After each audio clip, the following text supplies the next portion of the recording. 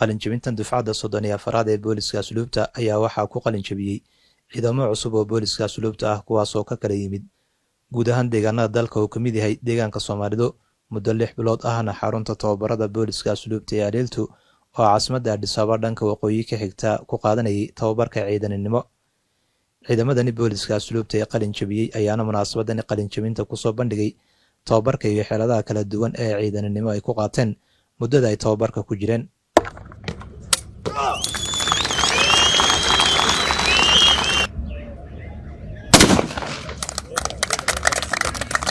komishineerka booliska asluubta ee dalka mudane Dhamane Darota oo ka hadlay munaasabadani qalinjabinta ayaa ciidamada booliska asluubta ee qalinjabiyey ugu baaqay inay noqdaan kuwa sii dardargeliya isbeddelka wanaagsan ee muddooyinkii ugu dambeeyey laga sameeyey dhanka dhowrista xuquuqda maxaabiista.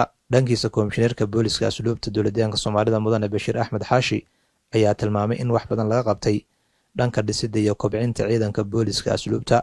koorsada waa koorsadii 34aad markii dalka laga hadlayo waxaana qayb ka ahayd ciidankeena komishinka asluubta ee deegaanka Hiirdegan. runtii muddo 6 bilood halka ku xareysnaayeen waxay qaateen tababaro kala gedisan oo ugu horeeyo ilaalinta xuquuqda maxaabiista oo ku xigto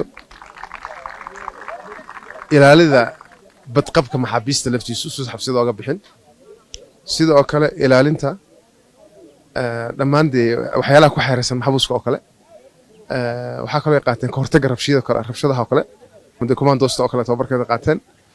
waa ciidan adag runtii waxaan filanayaa inayna noqon doono ciidan kaliya ku koobnaan doono ilaalinta xabsiyada balse inay noqon doonaan ciidan meel walba looga faa'iideysan karo ilaalinta deegaanka ka hortagga rabshadaha dhibaatooyinka deegaanka jira.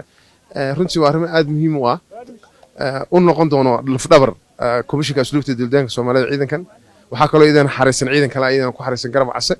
marka mustaqbalka waxaan u soconaa jiho ah sidaan u badbaadin lahayn ama u ilaalin lahayn xuquuqda maxaabiista isla markaana oo qayb qaadan lahayn dhammaan dhibaatooyinka soo wajaha deegaanka haddii noqoto amni xumo haddii noqoto xaalad kasto inaan ka qayb qaadan doonanahay. waa mahadsantiin. waana kuwan qaar ka mid ah ciidamada booliska asluubta ee qalinjabiyey oo ka hadlay sida ay diyaar ugu yihiin in shacabkooda ay u adeegaan. waxaan ka mid ahay ciidanka asluubta koorsada 34aad oo qalinjabisay maanta oo ku qalinjabisay xarada Adeeltu. waxaanu baranay magaraysa waxa muddo waxaan tababaranaynay 6 bilood ah iyo 5 cisho. waxaan baranay qaab dhaqameedka bulshada waxa weeye iyo sida looga hortago mudaharaadyada iyo dhibaatooyinka faraha badan.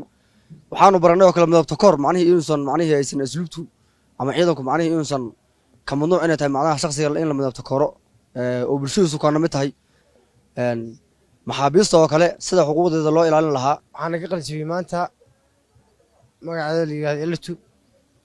askarta waxaan ahay asluubta waliba sida u tababartay ma garanaysaa waxyaalo badan baan nala baray sida shacabka bulshada loo dhaqmi lahayn sida anaga ma garanaysaa aan caafimaadka anaga iyo barkoorka shacabka macnaha dadka macnaha dee askarta baan iyo maxaabiista baan loo dhaqmi lahayn ayaana la baray.